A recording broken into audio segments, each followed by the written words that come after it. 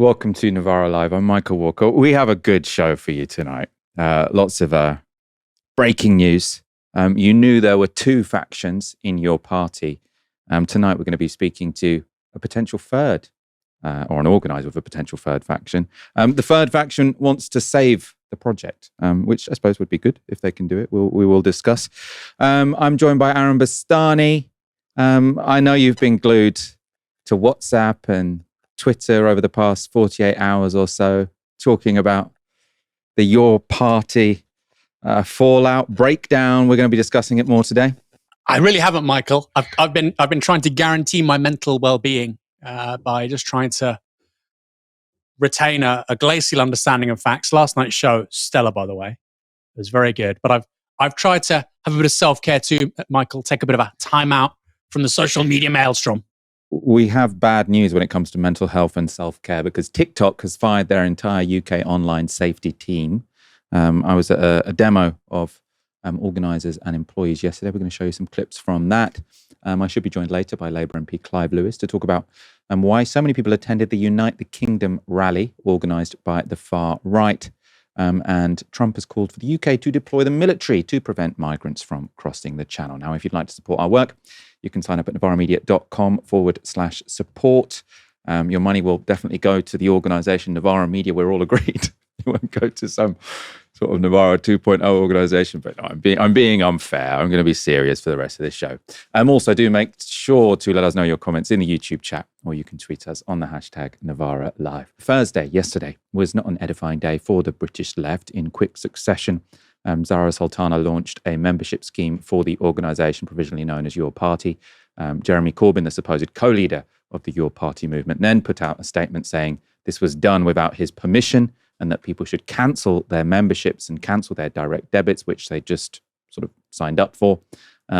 Zarah Sultana then put out a response accusing Corbyn and sort of his side, his faction within Your Party of being a sexist boys' club. She also called out one of Corbyn's allies by name, saying, quote, "I do not believe members will accept Carrie Murphy and her associates having sole financial control of members' money and sole constitutional control over our conference." Of course, this was all discussed on last night's show with my colleagues, Stephen and Dahlia. As Aaron said, they handled the show phenomenally. There was one update, though, after that show ended, which I'm going to bring to you now. It was a message from the Corbyn wing of Your Party, which said this: following this morning's unauthorised email to yourparty.uk supporters, the data controller has reported the matter to the Information Commissioner's office. We will cooperate with the Information Commissioner in full. A false membership system has been unilaterally launched, data collected and payments taken. Yourparty.uk has responsibilities to our supporters and duties under the law.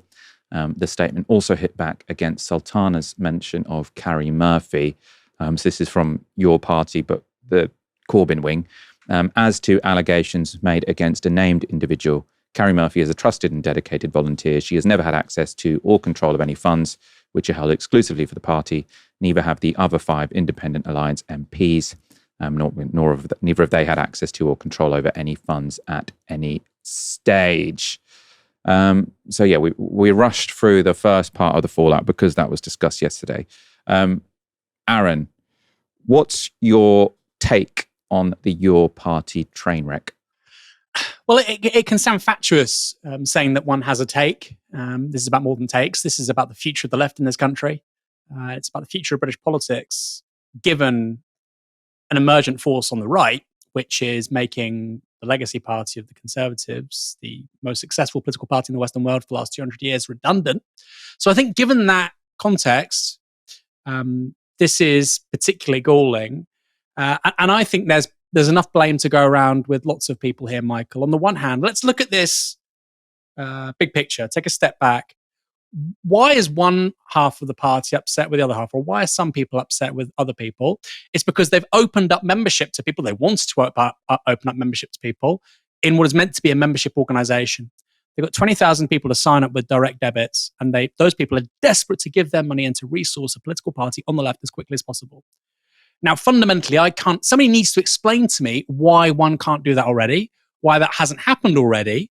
Any political organization on earth with 800,000 email signups immediately would be saying, how can we deepen and make more significant the relationship we have with these 800,000 people. How many want to become members? How many want to start direct debits and give us money? How many want to stand as candidates? How many want to get involved in campaigns in their local constituencies? These are clearly the first questions that should be asked. I think a sensible offer would have been minimal party. Jeremy Corbyn is the single leader. He cherry picks candidates, not that different to Reform. I don't think it needs to be particularly democratic. I'm sorry. It doesn't need to be that democratic. And the whole objective should have been, we are going to destroy Labour in the next general election. We're going to take as many seats from them as possible. We are going to become the voice of the left in this country. We're offering people a genuine alternative. Now, there could have been democratic elements to it, but I think, you have to create something before people can join it. And we're really seeing, I think, in real time, the limits of the kind of anarcho-voluntarist logic, and people with that working alongside control freaks. And some people involved in this, particularly around Jeremy Corbyn, are control freaks. It's a toxic bromide, Michael.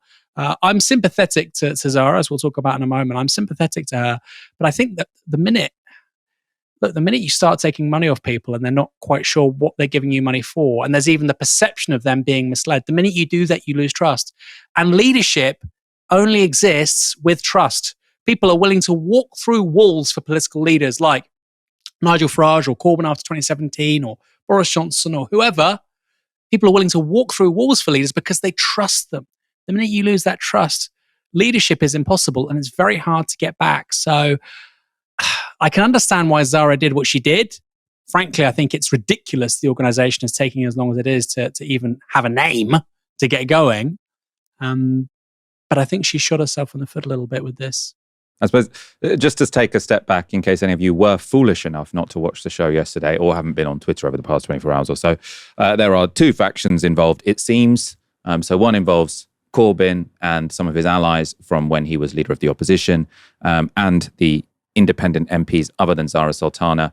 Now, it seems that faction wanted lots of the control, or at least the provisional control, to be in the hands of the 6 MPs. Zarah Sultana didn't want control to be in the hands of the 6 MPs and felt that she was being shut out from that group of 6. Within the party, there was some kind of distribution of control over resources based on some kind of factional balance, which meant that Zarah felt that at this point in time, her faction controlled sort of the data and the company or something along those lines. And that this was the last chance to get people to sign up to her vision of a democratic party. So this is how she's thinking about it, I think, as opposed to the undemocratic version, which would be controlled by Corbyn, the MPs and the people around Corbyn. So I think that's how we got to this position. But it is a mess. I don't think anyone here has behaved in a particularly edifying way. The whole thing was obviously very embarrassing. This was my favourite headline from yesterday. It's from Politics Home. Sienna Rogers used to work for Labourist. Your party in chaos as Sultana is accused of unilaterally launching it again. Because obviously she launched it the first time around without the agreement from Corbyn, and there was sort of some disquiet. That didn't really matter, though, and I don't think we need to worry at all about headlines in mainstream newspapers, because this is the kind of thing people forget. When there was this sort of confusing start beforehand, when Zarah announced the party before Corbyn wanted it to be announced, which again, I think involved the sort of same factional infighting and sort of people wanting control over the party.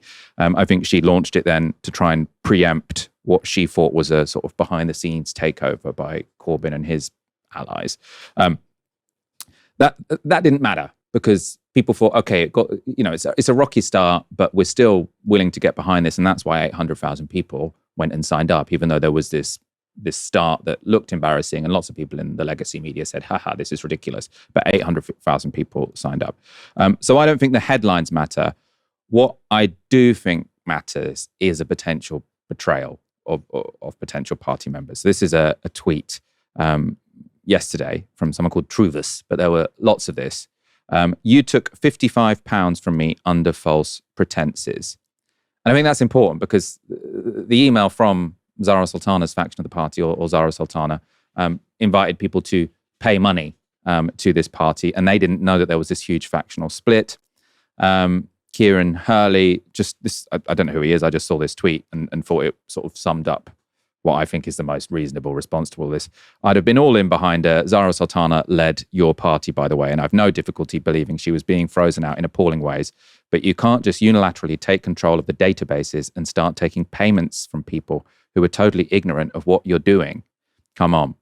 Now, Aaron, this to me does seem like it is kind of indefensible, really. You know, whatever was going on behind the scenes, inviting people to sign up for money, and you could sign up for, I think it was per month for £5, which, you know, if you pay £5 and then you decide, oh, actually, I'm not sure about this, I want to cancel my direct debit. If you pay 55 quid up front for your year's membership and you hadn't realised that the party you're signing up to is in disarray, and that Jeremy Corbyn, the person who might well be why you signed up for this party in the first place, isn't behind this particular project, that is, I mean, that's a betrayal, isn't it? I mean, that's misleading. And when you're talking about people's money, that's wrong.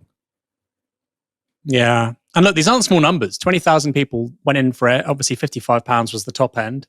I have no idea what the average person is setting up a direct debit for. Let's say £10, right? That's £200,000 a month. That's £2.4 million annualized over 12 months. You won't have 100% retention, obviously. But we're talking annualized turnover of just of that day's worth of transactions, £1 million plus. This is really, serious. You can't muck about with this. There is obviously the data side of it. And by the way, we'll talk about this later, of course. Zarah being, and then people around her maybe being referred to the Information Commissioner's Office. So will be the data controller. The data controller will have to do that. They'll also have to refer themselves. They're also liable legally. I have no idea who the data controller is with regards to your party. It's not just that, HMRC, etc. I mean, Christ, it's really, really bad. And then you're charged if the cancellation of the direct debits and then sending people money back. That costs money as well. This may end up costing your party a ton of money.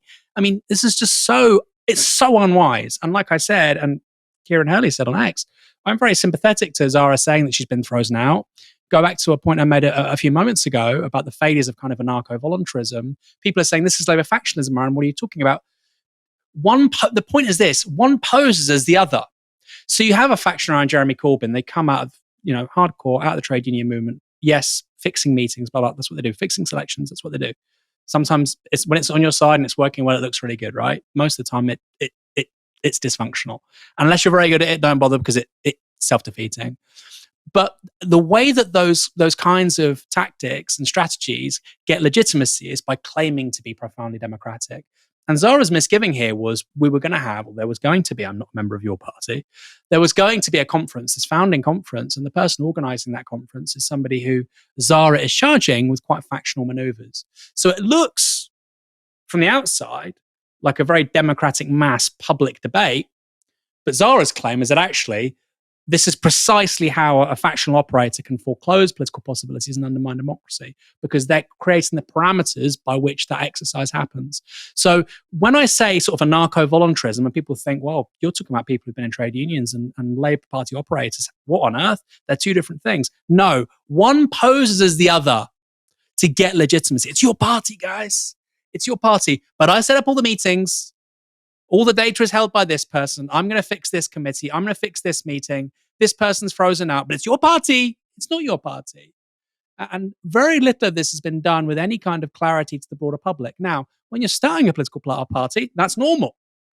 That's normal. But most political parties don't claim to be profoundly democratic and they're going to decide everything in a grand conference, blah, blah, blah, blah, blah. If you want to do everything behind closed doors, and when reform started, they did, right? When the Green Party started, God knows, in the 1980s, they did. Then that's what you do. You create your platform, you have your candidates, you have your positions, and then you go to the public with it. But your party is claiming that it's something else, right? That's the problem. And that's why I'm saying about what seem like two contradictory political worldviews, and they are, of course, in many ways. That's why I'm trying to integrate both of them. And I think that's fundamentally what Zarah's issue is here. But the response is really bad. I mean, the second money is involved. The second money and any kind of even a perception of deception is involved. I think it's really, really profoundly hard to walk that back. Really hard, really hard. Novara Media. Imagine if somebody did that at Novara Media. You can't walk it back, man. And also, it's something we talk about all the time. We have a really successful sort of organization at Novara. We have about 25 people on PAYE. It's thanks all to the generosity of our supporters and viewers and listeners and readers. Every single penny, when we spend something that's 50 quid, let's say we don't have any magazine subscriptions. Let's say we had a magazine subscription for staff and it was going to cost 150 quid a year. I would think in my head, as I think everybody in the organization would, we have people on universal credit. We have people who are retired. We have students who give us direct debit every month. Is it worth their money? Those people are funding a media that they think can change things for the better. Is that giving those people, those amazing people, value for money? And I just think, the second you take that for granted or you manipulate or exploit it, that's a big line to cross. Clearly, behind the scenes, Zarah felt like she was being pushed out. By the way, I don't really have any particular insight on this. This is sort of my impression from speaking to people and looking online. So this is not meant to be authoritative. But the impression I get is she felt frozen out behind the scenes. And, people joined the party probably principally because of Corbyn, but also because of Zarah Sultana. And I do think that if she felt she was being frozen out behind the scenes by bureaucratic means or whatever, then it would have been perfectly reasonable to go public, to say, look, I don't like what's going on here. I think this process is a bit messed up. Let's talk about this openly instead of behind closed doors. I think she would have had a lot of respect for that, and that would have given her a bit more leverage if there weren't sort of negotiations going on. But yeah, I think just getting people to sign up with money was just terrible judgment. When it comes to Keir Starmer, we talk about his judgment, and this was a case of bad judgment. Aaron, I want to go back to something you said sort of at the start of this conversation, which was that what this party just needs is a leader. Democracy can come sort of later down the line. We don't have to do this in this sort of anarcho-voluntarist way of let's have all the interested people in a room and come to some kind of consensus about a party and a name, because you end up with messes like this. Isn't the problem, though, that there isn't a leader? As in like Corbyn, the obvious person to be that would be Jeremy Corbyn, because he's the guy with the name recognition, but he's not particularly capable of leading anything. I mean, he accidentally led the Labour Party, and people really warmed to his, he seemed like a man of integrity, which I think he is, right? But he didn't really have many of the skills that a leader would normally have. And so I suppose while I agree with you, it would be better to just have a charismatic leader who's also super competent, who can organize a sort of populist party. This is an emergency, take on reform and then democratize down the line. Was that ever an option here? Because we didn't have that person. Well, I think in the Labour Party, it's different, right? Because obviously Jeremy Corbyn was the candidate from the Socialist Campaign Group after 2015. And he's, that's equals, right? People within that are equals. They're all MPs in the Labour Party. Then, of course, he's answerable as leader of the Labour Party later on to general secretaries within the trade union movement. Unite. They have 1 million members. It's very hard if you're the leader of the Labour Party, even if you're Keir Starmer, to say to Len McCluskey or to Sharon Graham, I'm the big shot, shut up. Right. So even though he was the leader of the Labour Party, there were lots of very influential, powerful people who would be able to steer him in this or that direction, from John McDonnell to Diane Abbott to Len McCluskey to John Lansman to members of the NEC. And I think in some ways that kept the project, certainly between 2017 2018, kept it quite coherent. The problem is now, and I agree with you, that Jeremy's not disposed to being a leader. I don't think he ever wanted to be a leader. I think he's an excellent campaigner. He's an amazing constituency MP. I think that's all he ever wanted to be. He's very good at both of those things. But I think you're right. I think in that context, for a limited amount of time, Corbyn's genre of leadership really worked. If there hadn't been the Labour right trying to undermine him in 2017, he would have been the Prime Minister. But in this context, where you don't have those counterbalancing forces of people with real heft and influence, it kind of just doesn't seem to work. And what's happened is that basically the backroom operators around him have a tremendous amount of power that you clearly just can't build a mass organization off the back of that. You can't. So I think that's the big difference. But you're right. He's not Pablo Iglesias who was saying with Podemos, we're going to start a party and I'm going to be the leader and we're going to create the platform and try and bring people to us. That's what I would have said. What this should have been is the independent MPs, including Corbyn and Sultana. I think you pick one leader between you. You have a private ballot between those guys and, of course, Zarah. And then at a local level, with regards to candidate selection, of course you can have democracy. Of course you can. But the idea that every single aspect of the party, including its name, is going to be determined democratically, I find a little bit outlandish, frankly. On the other hand, of course, getting people to decide the name democratically gets a ton of interest. It drives engagement. It makes you quite prominent in the sort of public arena, and it confers greater sort of democratic attributes onto you than maybe the Labour Party or the Tories. But I really think that just as 6 MPs, 5 MPs, with a programme of anti-austerity, taxing the rich, and of course there's more nuances than just saying words, equalising dividends and capital gains tax, for instance, house building, foreign policy, like 4 or 5 things, and say this is our platform, these are our pledges. If the candidate in Blackburn disagrees with the candidate in Luton about whether or not dentists should be in public ownership, that's really not up for debate. Okay. Right now, this is our platform. We're going into 2029 to stop a reform government and to give Labour a good hiding. And I think if you campaigned on that and you relentlessly went on 2 or 3 issues, I think that party gets 25 plus MPs, probably quite easily, actually. If you have a good media game and you have really good policy choices and opportunities go your way, you're looking at lots and lots of seats, maybe 50 plus seats. And maybe they still can do that, or maybe I'm wrong. But I think in many ways, this is the worst of all worlds. I'm going to go to some super chat because we got lots coming in. E says they had one job. MPN says, this is interesting. Sultana and anyone else on the left leveraging identity politics must reflect and reconsider. It's a trap that divides the left in a pivotal time when we must be united. God bless, from North Carolina. Now, I actually think in this context, that is a really interesting point, because I think what the past month or so has demonstrated is sometimes what's really a factional struggle is often expressed publicly in terms of identity politics. So clearly there's been this struggle between the MPs, or sort of Corbyn and the Independent Alliance MPs, and Zarah Sultana and some people around her, which has involved sort of who should have power over this process. But if you've looked at this publicly, it's all been a debate about whether or not social conservatives should be allowed in this party, often on the issue of trans rights. Now, I'm very much on the position of parties have to be very broad churches, right? And it's totally fine. You can have a strong opinion about what the party's position on X should be, but I don't think everyone has to agree. I think absolutely, if you want any kind of party that is going to be sort of remotely sort of inclusive of the public as they are, you're going to have to allow social conservatives in it. But that was an argument that was being had in public. And all people saw was, so this is an argument about trans rights, but really it was an argument about Zarah Sultana and these 5 MPs.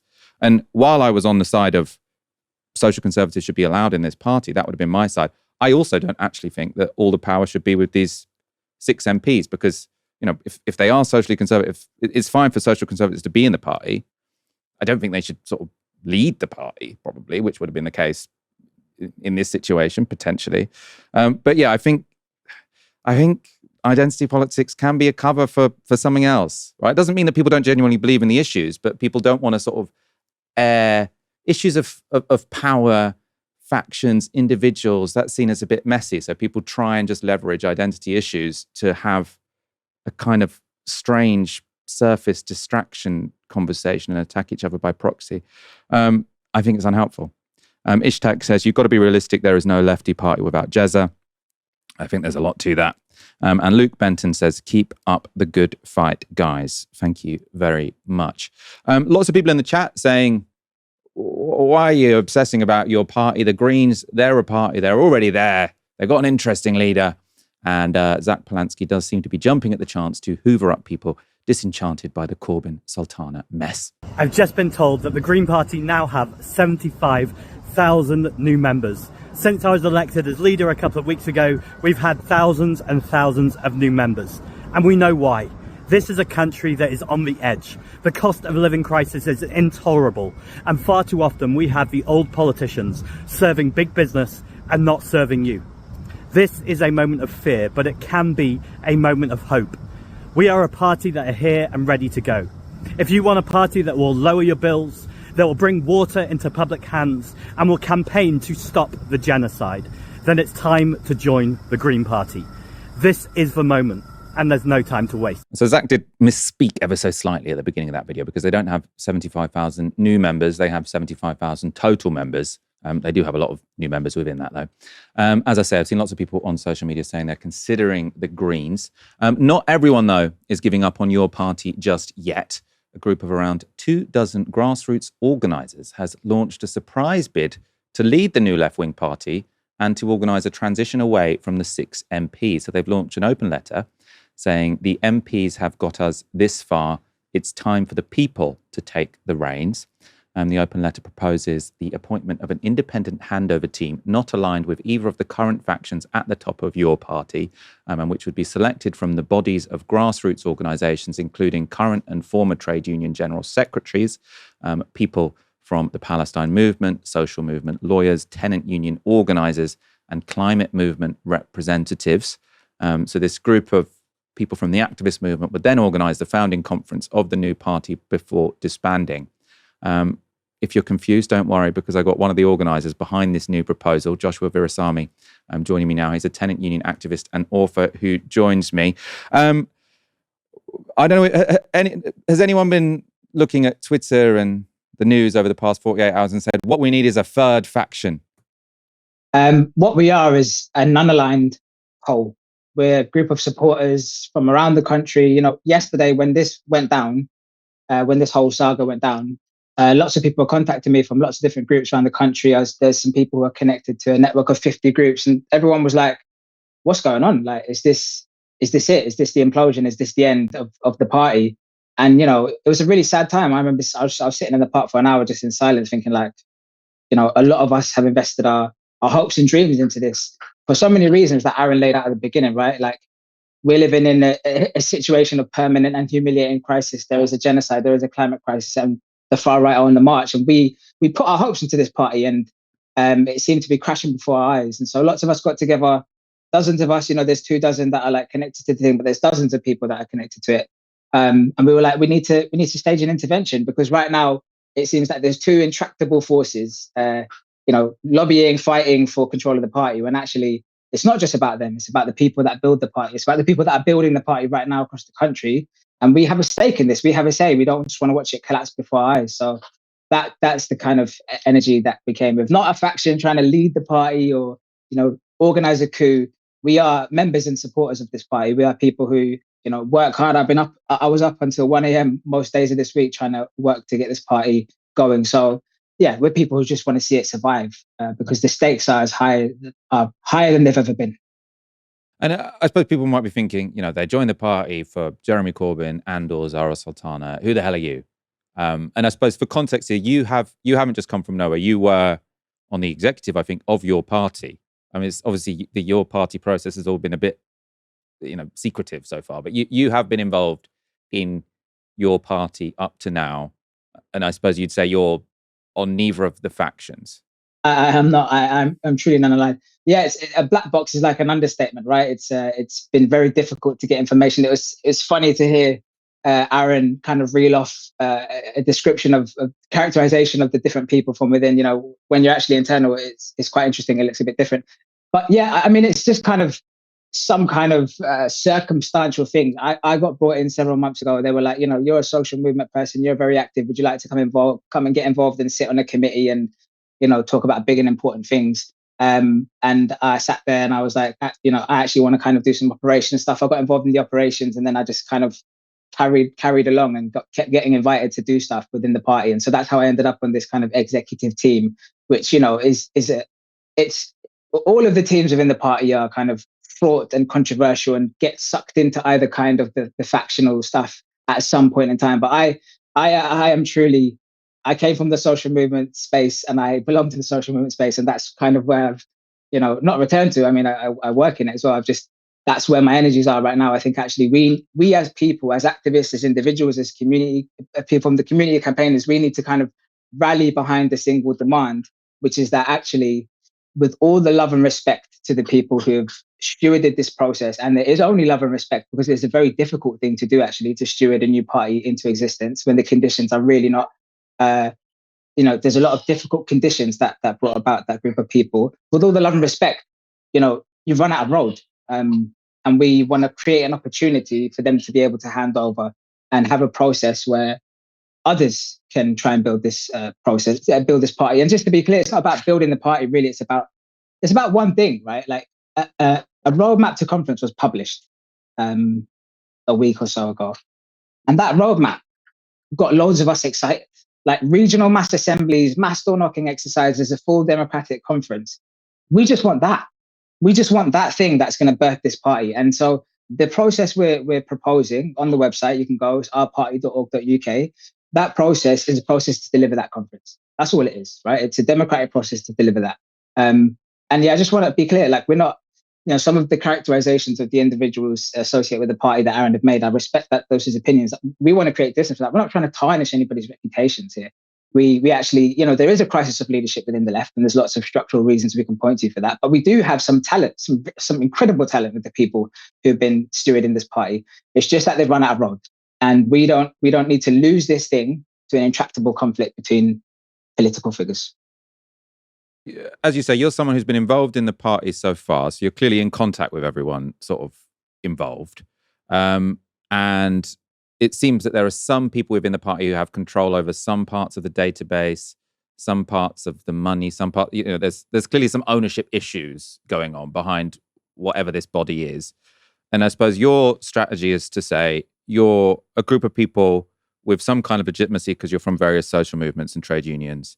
You've got this open letter which people can sign. So currently 951 people have signed it. And then presumably you hope that this gets to a high enough number that you can go to the people who do control the sort of the money, the mailing list, and say, we think you should hand this to us. And then they sort of relinquish control of the organization to you. Is that am I sort of getting the sort of game plan right? You're getting the game plan completely right. Yeah. Look, it's a very difficult situation, and they themselves are in a very difficult situation. And there's many ways in which they're kind of, digging a deeper hole in what they're doing. But the plan is simple, really. We are a group of individuals from lots of different spaces, building proto branches in Stoke, in Birmingham, all across. We have people who have been involved, who are not involved anymore. Like we're people who have a stake in the party. And we want to offer a transition team, right? Like a team of people, 5 people, as you described previously, who have some of whom who have a public mandate or had a public mandate, are elected by members to their organizations, high profile campaigners. And that team of people are a transition team, right? They come in for a very short period of time, a couple of weeks even. They open the membership in a beautiful way, not in a staggered and ugly way as what happened yesterday. And people join as members. And as Aaron pointed out, we're talking about a different scale here. Like 20,000 members in a couple of hours is a very serious thing. We allow that to kind of blossom over a period of time. And then you have a process of nominations, you have a process of thresholds, you have a one member, one vote, you have an elected steering committee, interim steering committee. The problem is that originally this process was being stewarded by 20 people who were from a kind of diversity of the grassroots social movements, trade union movements, prominent candidates, former general secretaries, current and former mayors. Somewhere along the line, those 20 people became the 6 MPs. It's not worth, relitigating how we got there, but we got there. And I guess what we're kind of proposing is a return to that sentiment, which was the sentiment of Corbyn. Corbyn wanted that kind of coalition of people to come about. And for whatever reason, it ended up being the 6 MPs. We want to return to that for a very short period of time in order to elect an interim committee. That interim committee, their mandate is very simple. They deliver the process, the founding conference, as it was published.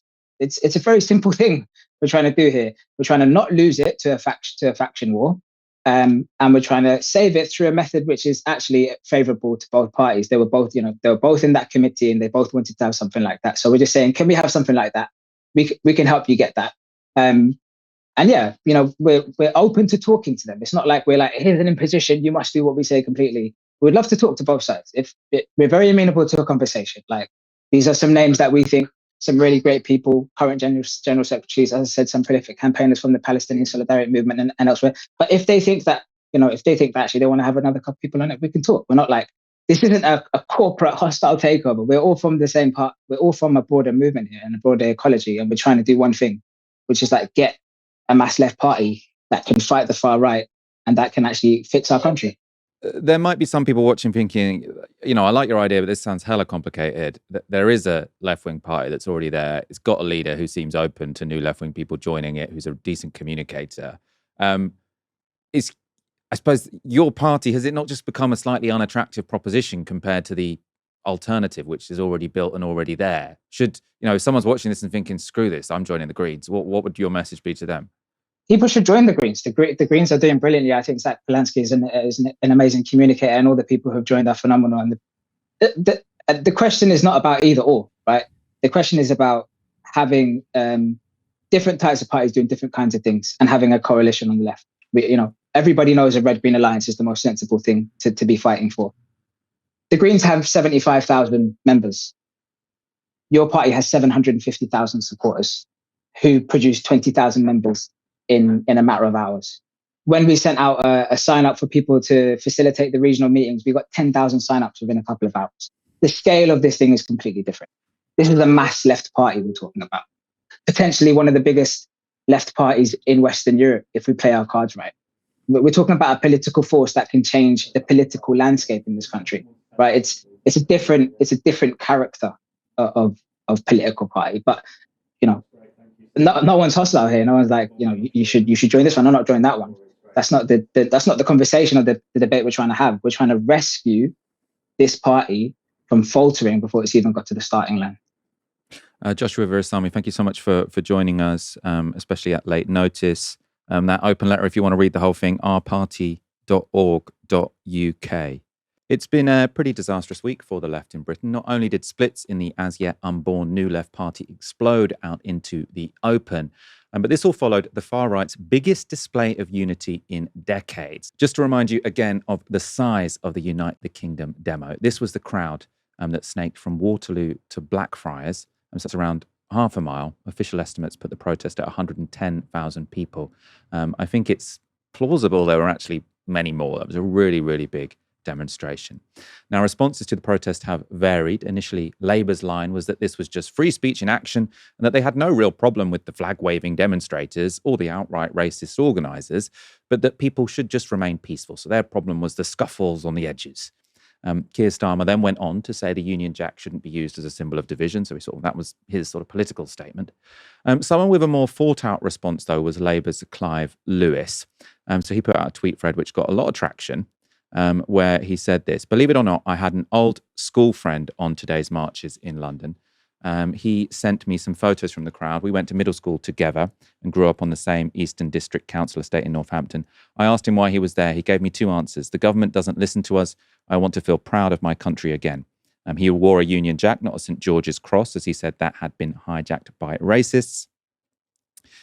He wasn't there for Hopkins, Musk, or any of the professional grifters, as he put it. He was there to feel part of something bigger, though he admitted there were a lot of, in his words, arseholes there.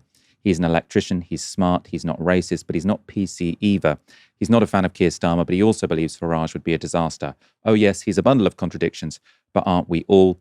I don't know what box we put him or the millions like him in, and I think pretending they're all racists or fascists would be a massive mistake. Some were, but not all. In the post, Clive explained how he believed the size of the march was down to the extent to which free markets and new technology had atomized social life, denying people a sense of belonging or pride. And when he wrote this, I reckon that's partly why my mate marched, not because he wants to turn back the clock, but because he wants to feel pride again. Pride in a country that is inclusive, fair, and offers a role for everyone. Pride in a nation that has a respected place in the world, tackles grotesque inequality, and gives people something real to believe in.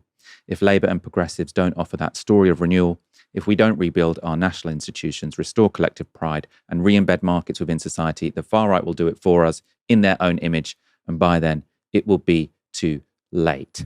As I say, that analysis was a hit on Twitter. It got a couple million views. But does it translate to real life? Well, I'm joined by Clive Lewis now. Great to have you back on the show. Do you think you're rare in being a Labour MP who had a friend on Saturday's march? No, I don't. Look, it's whether you had friends on that march. I mean, I was speaking to another socialist the other day, and he was explaining to me how he's constantly dealing with friends and family who are expressing similar views. I think many of your listeners, I mean, obviously, it depends on your background, where you're from. I grew up on a white, predominantly white council estate in Northampton, with black family, but a lot of white family, and it was a predominantly white environment, working class people. It's been hollowed out. Northampton is in parts of Northampton, extremely poor. The council estate I come from has been, in many ways, many of the people who are still there aren't always in the best of ways. And I think if you have come from that background, if you have friends and family who exist in those circles, in that world, then you'll know that this is it's not something that's any longer on the fringes. The anxious middle, lower middle now are beginning, in some numbers, to engage in this. I think it's partly caused by a complete vacuum of any alternative ideology or sense of place or purpose or vision that's coming, not just from the Labour Party, although you'd like to see that. I think we have to look around the wider kind of what you would call centre-left civil society, trade unions. I think we all have a role and a responsibility in this. I'm not saying that we're responsible for the atomization. I think the post was quite clear. That's the economic system we've created. What started out as economic liberalisation has now gutted and eaten into so much of the institutions that bound and joined us together. I gave examples which you didn't mention there, but I think that's part of the story. I'm having a stab, really, at trying to get my head around what's happening. I was in my office writing a speech for the Robin Cook Memorial speech that I gave the other night, and I was taken aback by the sheer numbers. And when I was looking into the crowd, before I knew my friend was there, I was expecting to see the kind of usual suspects, and they were there without doubt, with their banners, stop the boats, and so on.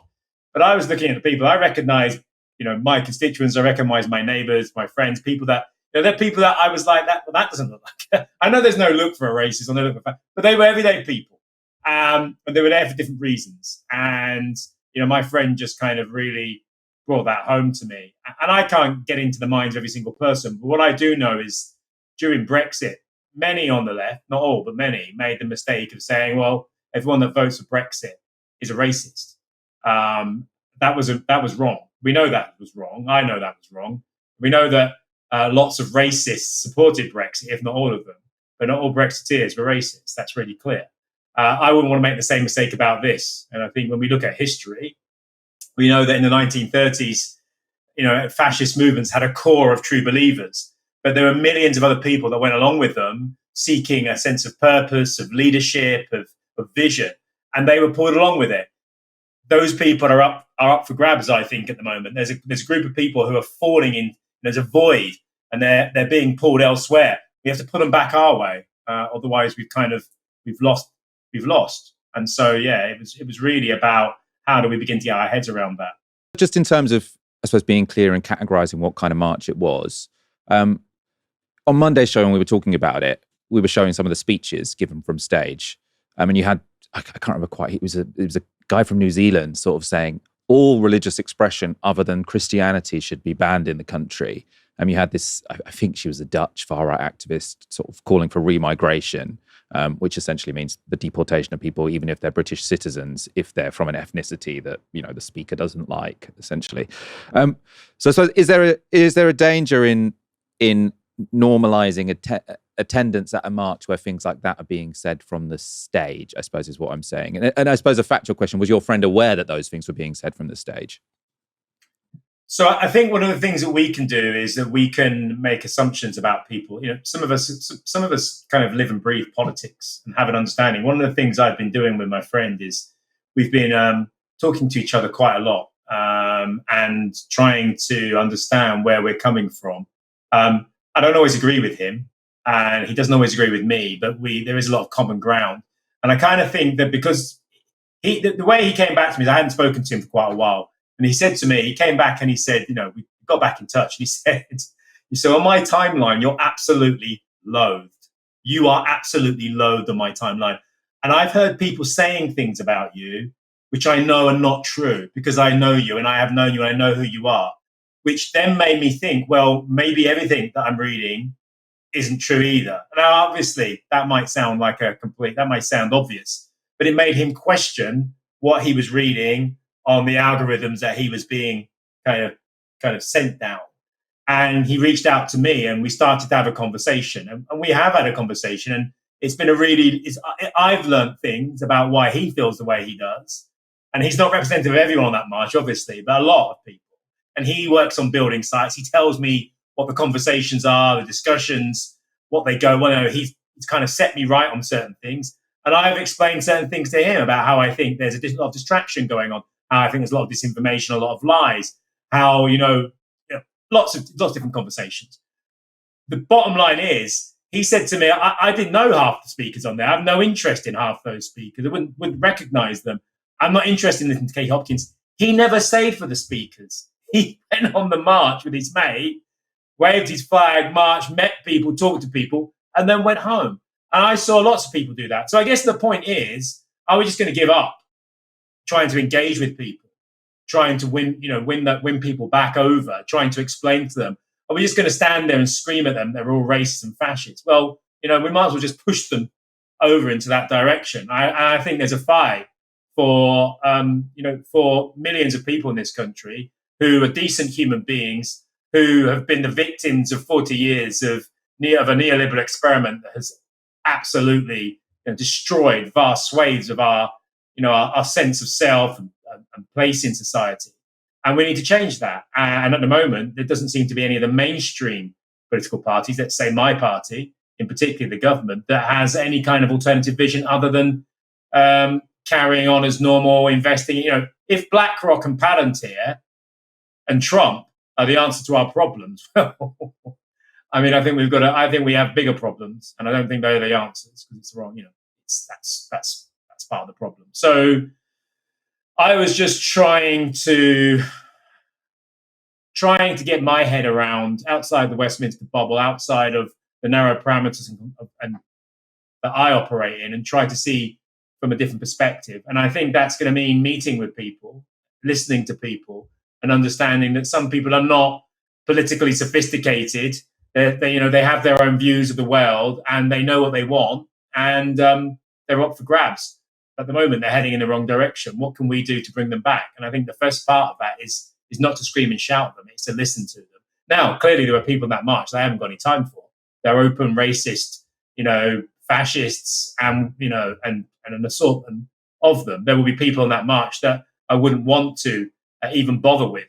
But there are lots of people there, I think, who we have to. And, that was part of what I was trying to say. And I'm very much in the position that there are lots of people worth fighting for, even if clearly not some of the people who sort of agree with the people on stage. I suppose another critique of your sort of, can I call it an essay? I'm not sure. I suppose a short essay on Twitter is that it's this very classic left response, which is to say people are very angry, but what they're really angry about is what I care about. So obviously the people on the march, there are some out and out racists. There are also some people who think that immigration's been too high, or that they don't like the fact that people are crossing the channel, which I don't think are racist positions necessarily. But your march is to say that all of those concerns, essentially they are upset about neoliberalism. And is there a, I suppose, an arrogance, I'm not sure, to say that they're really upset about something they don't realise they're upset about? It's interesting. We're saying they're not homogenous, and it's complicated. Some people are going to have a mixture of views. My friend has expressed things to me which I'm on, say for example, on trans issues, which I find quite difficult. And look, I think I'm constantly telling him why I think the world is as it is. I have an understanding of what I think it is, and he has an understanding of what he has thought today, why the world is as it is, why his life is like it is. He's open to listening. He's open to conversation. He's open to learning. I've learned from him certain assumptions that I've made that are wrong. At the end of the day, what's the point of being a socialist if you don't think ultimately that many of the ills of the world are, inequality, greed, and capitalism? They are big drivers. Material economic need. That's it. Political culture. These are things which, I have a world view. So I'm going to see it through the lens of that. And others are seeing it through another lens. It's our job to try to convince people that the real problem, the 1% they should be worrying about aren't trans people. The 1% they should be worrying about aren't people coming over on boats. The 1% they should be worrying about are the people who are filling their news feeds, own their news feeds, and filling their news feeds with disinformation. The people who own most of the country, who are hoarding most of the wealth, who are ensuring that we can't invest in public services, that we don't build enough council houses, that we don't invest in healthcare and social infrastructure. That's the problem. But communicating that is something which we don't seem to be winning that battle. So of course I'm going to see it through that. And it's not arrogance. It's just that that's how I look at the world's problems, and those are the drivers. How do we communicate that to people? There are people that will reject that and will say, that's woke rubbish. Elon Musk is a hero and he's done more for the world. I've had that from quite a few people. I have a different take, but it's our job to try to articulate that and to explain that in a way. It's not just about telling a story. I think that's part of it. But the bottom line is, at the moment, if you go into kind of a pub on where I came from in Northampton, people will have a story about why the world is as it is. And it's not the story that I would tell. It's a story that Nigel Farage would tell or Tommy Robinson would tell. And they all know it. They can all express it. They can all tell it. And they're winning that argument. And if there are people there who say, I don't like the sound of this, but I don't have the tools or the ability to argue the other way, then we aren't giving people an alternative vision and understanding of why things are. I know we try, we all tweet and we all post on X and I stand up in Parliament and I go out and I talk to people, but that communication it's the sum of the parts aren't greater than the whole, and we're not kind of stepping up in the way that we need to. And there are lots of reasons for that. And I'm not going to, I'm sat here in the Labour Party, in a Labour government, and I'm not going to shy away from the responsibility that it has. But that's the reality that we find ourselves in. I mean, I thought your guest speaker was really interesting.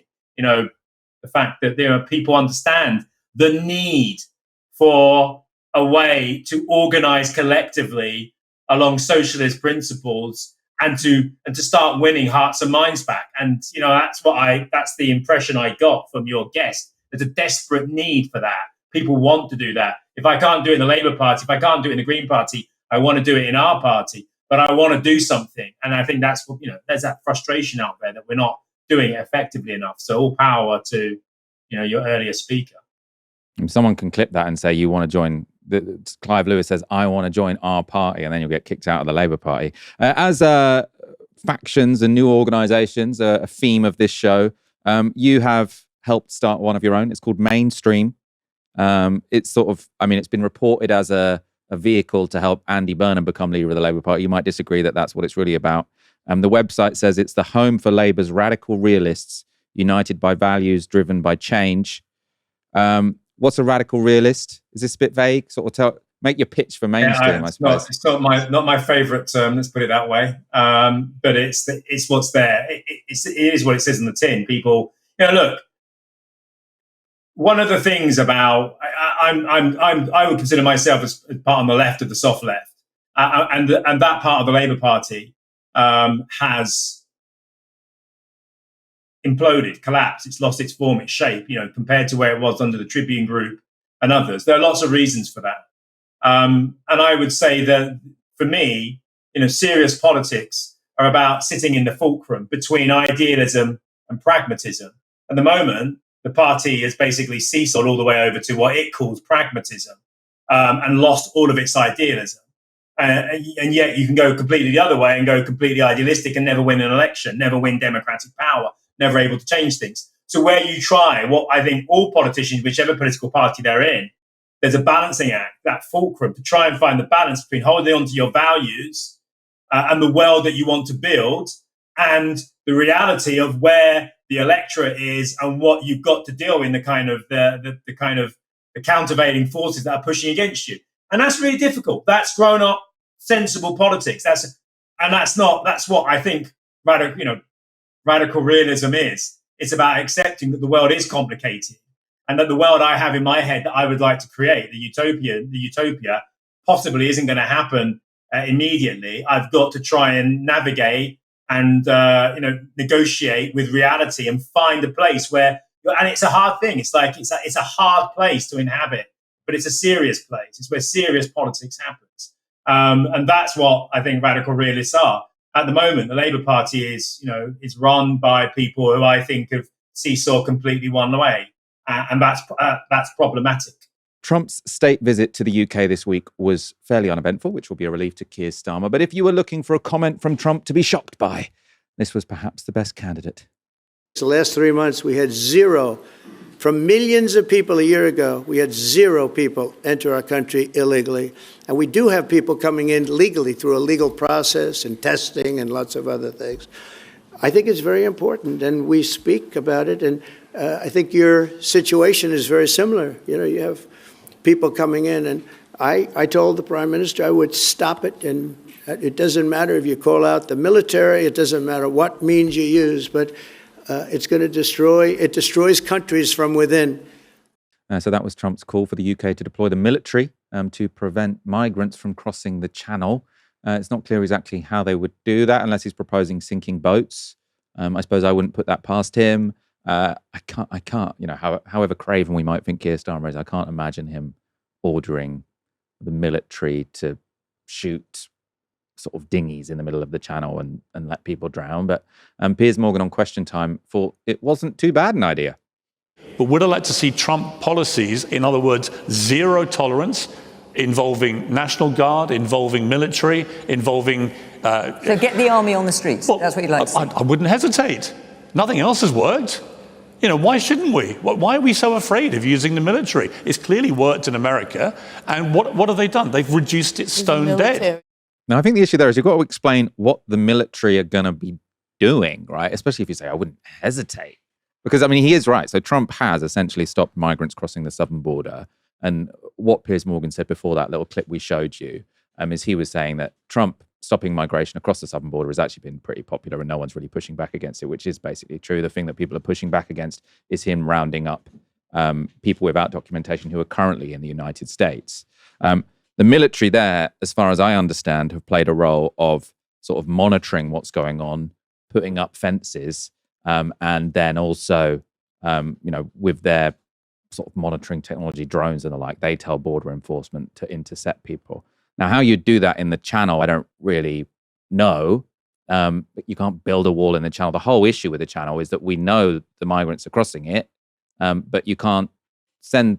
you don't want to sink the boat because that'd be horrible, and you can't send them back to France because France wouldn't agree to that. So the military is a completely pointless talking point, a bit like the Labour Party. You just want to sound tough. Clips that always go most viral, though, from Question Time are the ones that involve an audience member, either slamming someone on the panel or expressing questionable views. This was that moment on Thursday's show. To have an open society doesn't mean to open the doors to every immigrant. We have to filter and select carefully. Why can't we have qualified immigration? And also, there's no racial overtone in saying we want to preserve and protect our borders. We want to preserve and protect our women and children. And more importantly, we want to preserve and protect our history and our heritage. Well, sir, when was it ever that the United Kingdom opened the doors and let everybody in? When did that happen?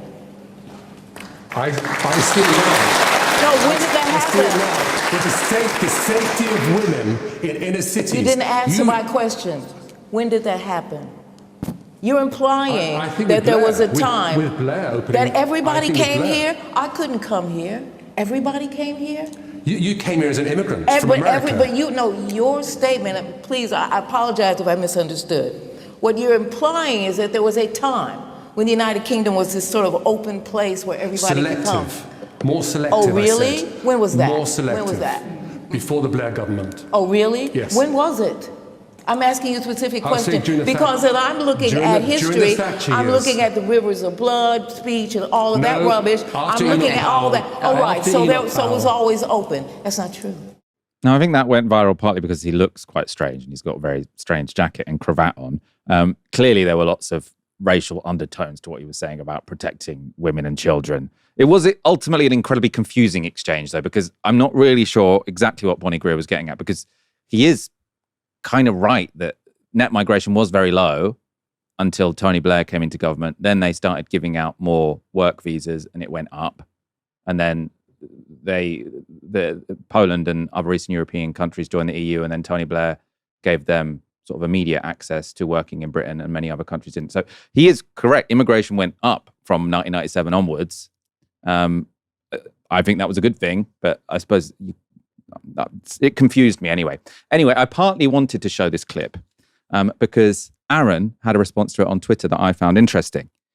So he said, the big shift, which everything on migration is downstream of, is basically the Single European Act of 1986-1987. There won't be an honest appraisal of that for another 20 years because obviously that's when Thatcher was in charge. Aaron, so I do like to do this every now and again on a Friday when we're on the show. You tweet something I find interesting and I get you to explain it. So what's going on here? So the Single European Act is agreed on in 1986. I think it comes into operation in 1987. And then that basically creates the foundation for what is a European single market in 1993-94. And of course, there's an integrated single market for labour as much as anything else. I think in 1990, the EU has 12 member states, I think. At some point in the early 1990s, it goes to 15. Now, of course, in 2004, I think it is, you have new accession states from Central and Eastern Europe.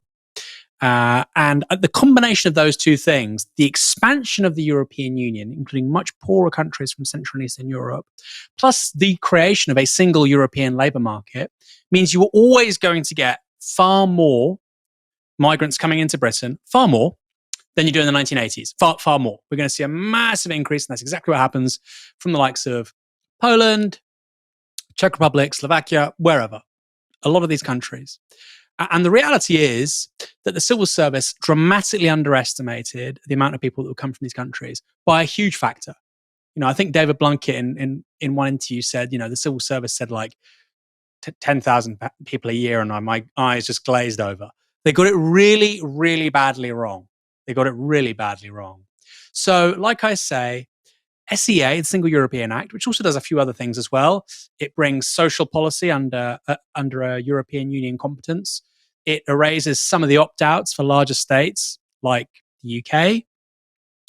The Single European Act, the creation of a single market for labour, the expansion of the EU always meant you were going to get more migration coming into Britain. And that man is saying, he's focusing on Blair. That is when things massively change. If you look at Britain in 1984, the year I'm born, we actually have net immigration.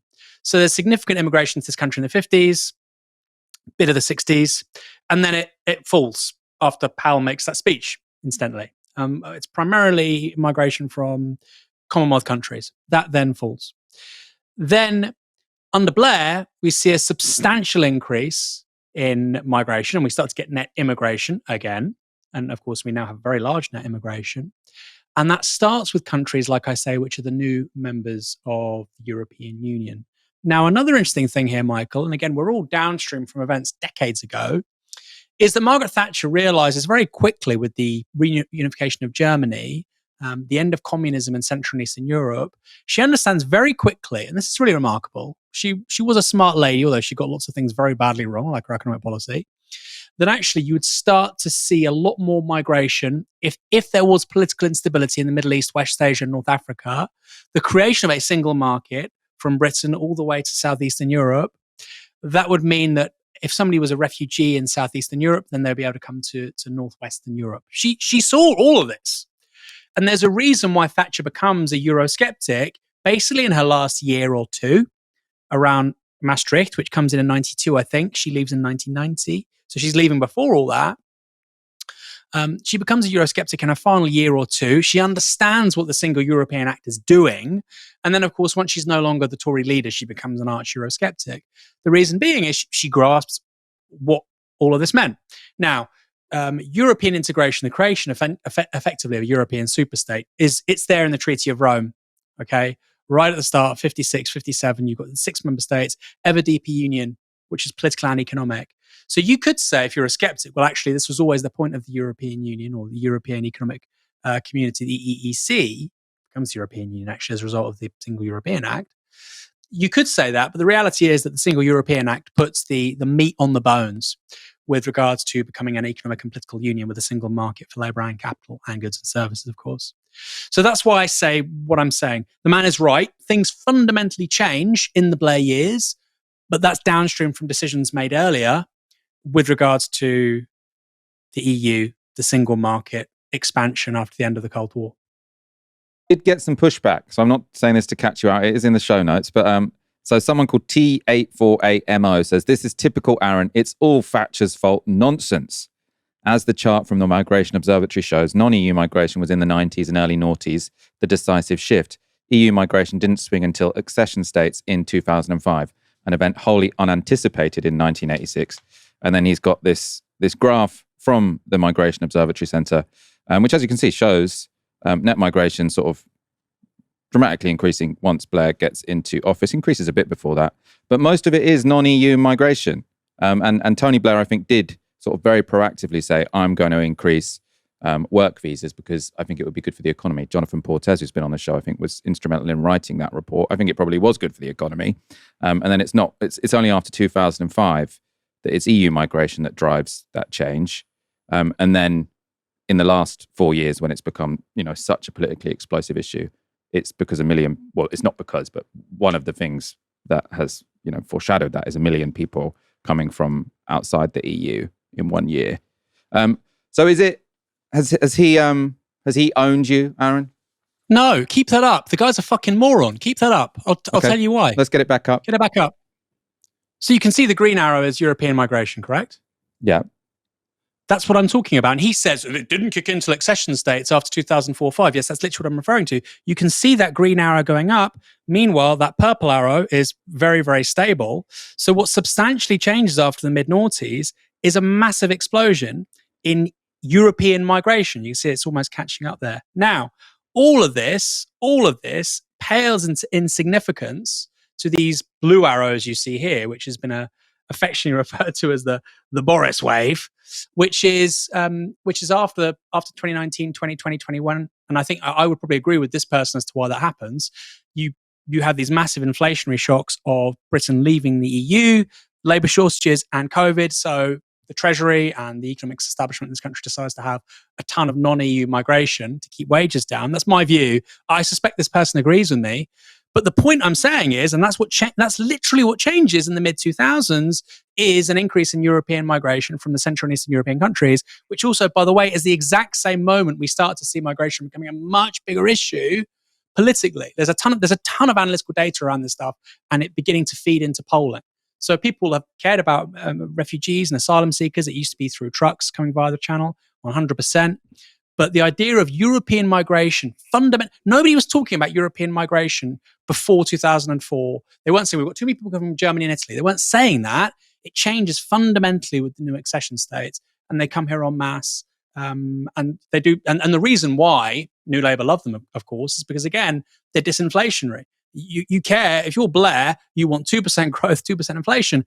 Okay, great. Get these guys over. It does help keep inflation low. So I don't understand how it's an own. He's literally repeating one of my points, which is that doesn't, the European migration isn't a factor till 2004-05. Yes, my point is that's decades in the making. Here's the thing, Michael.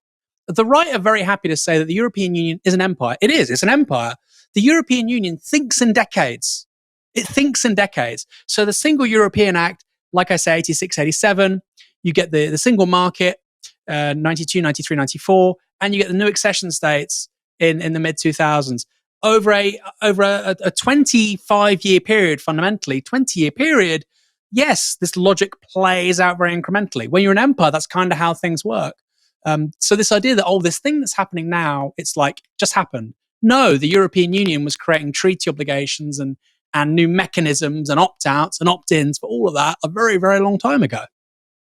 I'm going to stick up for this guy. Let's bring up the graph again, one last time, because I don't think that purple line is particularly stable. So it goes from around 50,000 in 1997 to around 250,000 in 2005, which is non-EU migration. So clearly there was a decision made, rightly or wrongly, I think rightly, to increase migration to the UK, which was independent of our membership of the EU, because it multiplies by 5 outside of the EU in the first 8 years of Tony Blair's government. Isn't that relevant?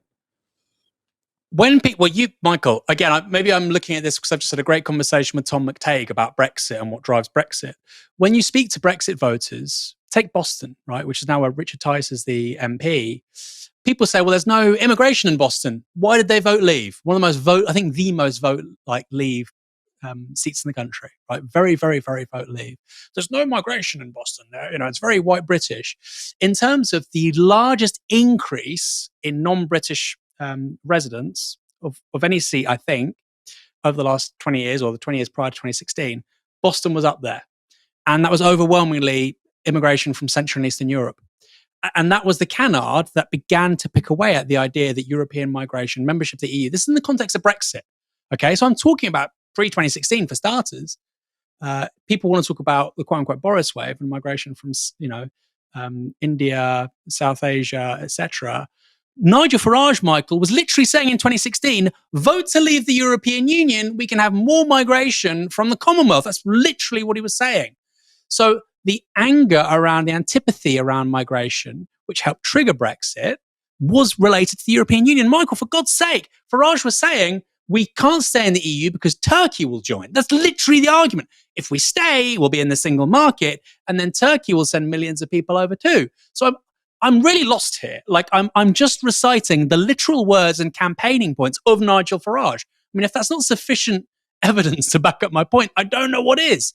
Yes, there's a big increase in the very late 1990s, the early 2000s, but that is not picked up with regards to the rhetoric and the policy choices and the kind of the political notes that you get from Reform or later on the Brexit Party. That's just simply not the case.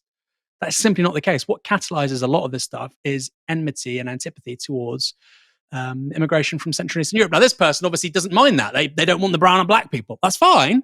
That's their view. I'm talking about what catalyzes Brexit and why, for people like this gentleman, I suspect, in the audience, why migration changes under Blair is because we all of a sudden get a deluge of very talented, hardworking people from Central and Eastern Europe. That completely reshaped the conversation around migration in this country to the extent that I think it's a major factor as to why we leave in 2016. I mean, you're welcome to disagree, but I'm pointing to pretty decent data. I'm pointing to Nigel Farage's own campaigning points. I mean, I don't know what else I can do, frankly. I'm not sure we can infer from his tweet that he likes white migration, but not brown migration. I mean, he's kind of just saying that the guy said that immigration increased under Tony Blair, and it increased under Tony Blair independently of the EU for 8 years until 2005. But we should probably wrap up there. I'm just trying to give this guy an imaginary right of reply. But Aaron Bastani, it's always a pleasure to be joined by you on a Friday. It's been a very busy show. You know, you are right. You could be fair, and maybe that is their take. But you know, Brexit happened, and the whole conversation around Brexit was around immigration from Central and Eastern Europe, and it was the most politically form of immigration within that debate. Hence, that's what I'm focusing on. Maybe the guy on Question Time wasn't thinking that. Maybe this guy isn't thinking that. Maybe we're all thinking different things, Michael. We need to get out of our own minds. But I think, you know, if you care about the kind of immigration that kickstarts Brexit, it's all, that's my point, is it's all downstream from the Single European Act. All of it.